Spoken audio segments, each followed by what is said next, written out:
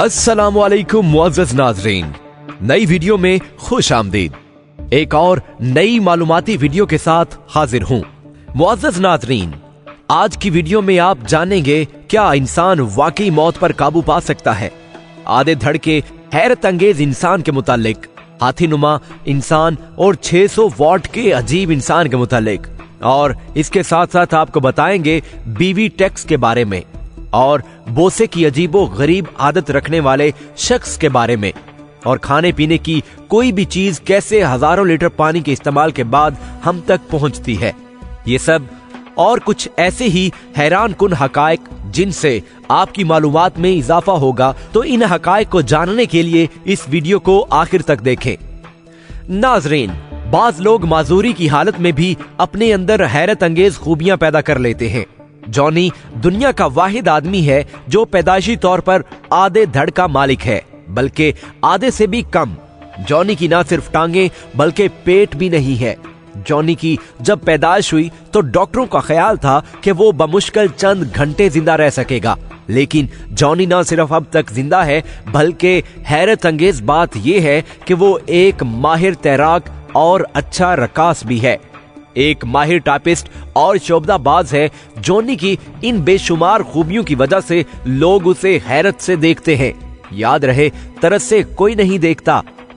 एक जापानी साइंसदान ने इंसानी दिमाग में खुर्दबीनी साइज कंप्यूटर चिप्स दरियाफ्त किए हैं, जिसकी वजह से इस साइंसदान ने इंसान को खुदा ताला का तख्लीक करदा कुदरती रोबोट करार दिया है।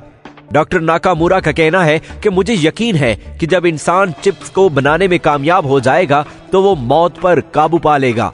इंसानी दिमाग में मौजूद ये चिप्स 1 इंच के 10 लाखवें हिस्से से भी कम चौड़े हैं और इंसानी जिस्म के तमाम अफाल को कंट्रोल करते हैं, जिनमें मौत भी शामिल है। डॉक्टर नाकामुरा ने बताया कि फिलहाल इस किस्म के चिप्स को बनाना इंसानी साइंस के दायरा इख्तियार में नहीं है, लेकिन एक वक्त आएगा जब इंसान इसे बनाने पर कादिर हो जाएगा, तब इंसान मौत पर काबू पा लेगा।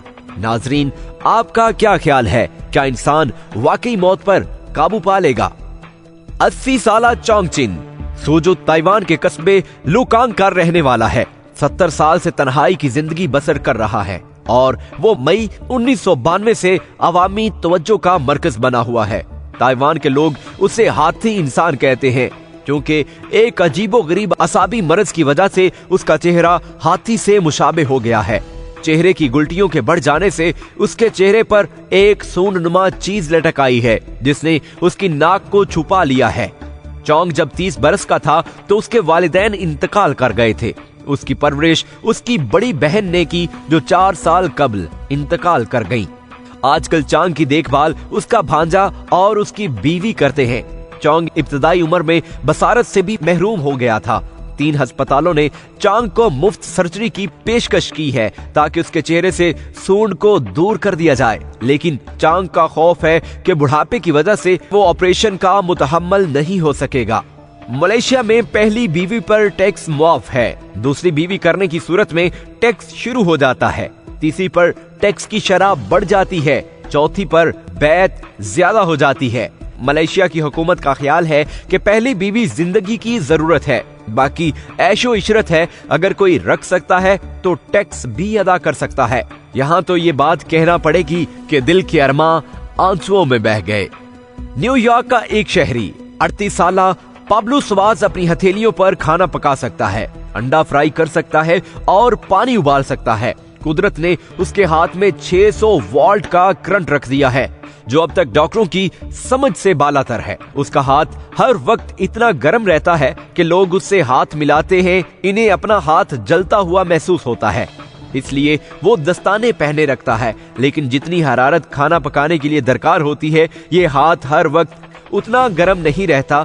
दिन में बाज औकात उसके जिस्म की हरारत भी बढ़ जाती है और इतनी हो जाती है कि उससे पानी भी गर्म किया जा सकता है। स्वार्ज ने अमेरिका के डॉक्टरों की एक जमात को बताया कि 1 साल कबल मैं हाथ में ठंडा सूप लिए खड़ा था और मुलाजमीन पर नाराज हो रहा था कि मुझे ठंडा सूप क्यों दे दिया।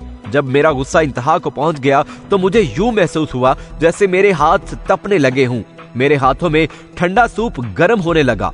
स्वार्ज ने बताया कि हाथों में हरारत उस वक्त ज्यादा पैदा होती है जब उसे बहुत ज्यादा गुस्सा आता है। वो अब तक अपने हाथों पे चावल पका चुका है, टोस्ट गरम कर चुका है। अगर वो दोनों हाथों में बिजली की तार पकड़ ले तो उससे बल्ब जल सकता है। माहिरीन स्वार्ज की इस अजीबो गरीब खसूसियत की वजह जानने से कासिर हैं। वैसे पाकिस्तान में ऐसी किसी खसूसियत वाले शख्स से वापडा वाले तो खूब ही फायदा उठाते। क्या ख्याल है आपका? ब्राजील में एक शख्स अपनी अजीबो गरीब आदत की वजह से पूरे मुल्क में मशहूर है। जोजा मोरा को किसी तकरीब में बोसा लेने की आदत है। पूरी दुनिया के अमीर, मारूफ और शख्सियात का बोसा लेना अपनी जिंदगी का मिशन है। अपने इस मिशन के दौरान वो अपनी जिंदगी के कई साल जेल में भी गुजार चुका है। बाज मौकों पर उसकी जबरदस्त पिटाई भी हुई, लेकिन वो अपनी इस आदत से बाज न आया। वो तमाम तर पाबंदियों को तोड़कर अपने शिकार तक पहुंच जाता है। इसके सामने ब्राजील की पुलिस भी बेबस है। हत्ता कि एक मर्तबा 1 लाख तमाशाइयों के सामने ब्राजील के एक स्टार फेनिक्स संतारा का बोसा लेने में कामयाब हो गया। जब शहजादी डियाना ब्राजील के दौरे पर आई तो जोजा ने भी अपनी आदत से रोशनास कराने के लिए उसका बोसा लेने की कोशिश की, लेकिन पुलिस ने मुदाखलत करके इस मंसूबे को नाकाम बना दिया और इसको इतना मारा कि उसका बाजू टूट गया। ब्राजील में इस वाक़े को इतना उछाला गया कि अब भी जब कोई अहम तकरीब होती है तो जोजा को थाने में बंद कर दिया जाता है। उसके आइंदा मंसूबों में मैराडोना का बोसा भी शामिल है। नाजरीन, जोजा की सादत ने उसे बहुत बदनाम भी किया, लेकिन कहते हैं ना, बदनाम होंगे तो क्या नाम ना होगा। नई दिल्ली भारत के सोलाबा इंटरनेशनल म्यूजियम में बहुत से कदीमी गुसलखाने मौजूद हैं, जिनमें 2500 BC से अब तक के गुसलखानों की तारीख मौजूद है। इसके अलावा एक रोमन सुल्तान का इस्तेमाल करदा सोने के पानी चढ़ा गुसलखाना भी मौजूद है। टाइम मैगजीन के मुताबिक ये अजीब अजायब घरों में से एक अजायब घर है। इस नुमाइश में 3 कैटेगरीज हैं, जिनमें कदीमी गुसलखाने, कुरूने वुस्ता 5 से 15वीं सदी के दरमियान के गुसलखाने और जदीद गुसलखाने मौजूद हैं। यानी यहाँ हर किस्म और हर दौर के गुसलखाने मौजूद हैं। इसके अलावा नुमाइश में गुसलखानों से मुतल्लक नई टेक्नोलॉजी, समाजी आदात और इनके इस्तेमाल से मुतल्लक शायरी भी मौजूद है। मुअज़्ज़ज़ नाज़रीन, ये अजायब घर 1992 में कायम किया गया था। डॉक्टर बिंदेश्वर पाठक इसके बानी हैं। ये एक समाजी कारकुन है जो कि हुफ्ज़ाने सेहत और समाजी इस्लाह की तहरीक चलाते हैं। इन्हें 2009 में international award Stockholm water prize से भी नवाजा गया। भारत की निस्ब से भी ज्यादा आबादी के पास इस्तेमाल करने के लिए गुसलखाने मौजूद नहीं हैं।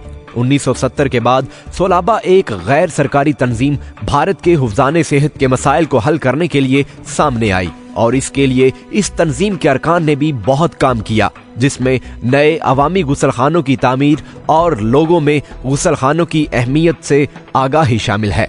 मुअज़्ज़ज़ नाज़रीन, अक्सर हजरात काफी बड़े शौक से पीते हैं, मगर उन्होंने कभी गौर नहीं किया कि एक कप कॉफी तैयार होने में कितना पानी शामिल होता है। शायद आप कहें कि 1 कप, लेकिन दर हकीकत आपकी ये कॉफी में 140 लीटर पानी शामिल होता है। अक़वाम मुत्तहिदा के इदारे बराए खुराको ज़राअत के मुताबिक 1 कप कॉफी में इस्तेमाल होने वाले बीजों को उगाने, तैयार करने और मंजिल मकसूद तक पहुंचाने के लिए 140 लीटर पानी इस्तेमाल होता है। दर हकीकत ज़राअत पानी इस्तेमाल करने वाला सबसे बड़ा शोबा है। जमीन पर मौजूद साफ पानी का 70% हिस्सा ज़राअत में इस्तेमाल किया जाता है। गोया आपके सामने रखी खाने पीने की कोई भी शय कई 100 लीटर पानी से उगाई गई। जब हम कोई खाने पीने की शय फेंकते या जाया करते हैं तो उससे कई 100 लीटर पानी को भी जाया करते हैं, जो किसी भी तरह एक आसान अमल नहीं है। सिर्फ काफी ही नहीं, हर खुर्दनी शय बेतहाशा पानी के इस्तेमाल के बाद इस हालत में हमारे सामने होती है कि उसे खाया जा सके। जैसे गाय का 1 किलो गोश्त 15,415 लीटर पानी के इस्तेमाल के बाद हासिल होता है। इसी तरह एक सेब 70 लीटर पानी के इस्तेमाल के बाद तैयार होता है। पानी का इस कदर इस्तेमाल करने में ज़राअत वाहिद शोबा नहीं, फैशन इंडस्ट्री भी कुछ इसी तरह पानी इस्तेमाल करती है। फैशन की सन्नत 1 साल में इतना पानी इस्तेमाल करती है कि उससे ओलंपिक साइज के 3 करोड़ 20 लाख स्विमिंग पूल्स भरे जा सकते हैं। आपके रोजमर्रा इस्तेमाल की एक सादा टी शर्ट बनाने में 2720 लीटर, जबकि एक जीन्स बनाने में 10,000 लीटर पानी इस्तेमाल होता है। नाजरीन, क्या हमने कभी इन बेतहाशा नेमतों की कदर की है और इनको जाया करते हुए एक लम्हे के लिए भी सोचा? जरा नहीं, पूरा सोचिए। तो जी नाजरीन, आपको हमारी आज की ये मालूमाती वीडियो कैसी लगी? अपनी राय का इजहार कमेंट सेक्शन में जरूर कीजिएगा। इंशाल्लाह बहुत जल्द एक और नई मालूमाती वीडियो के साथ दोबारा हाजिर होऊंगा। तब तक के लिए अल्लाह निगहबान।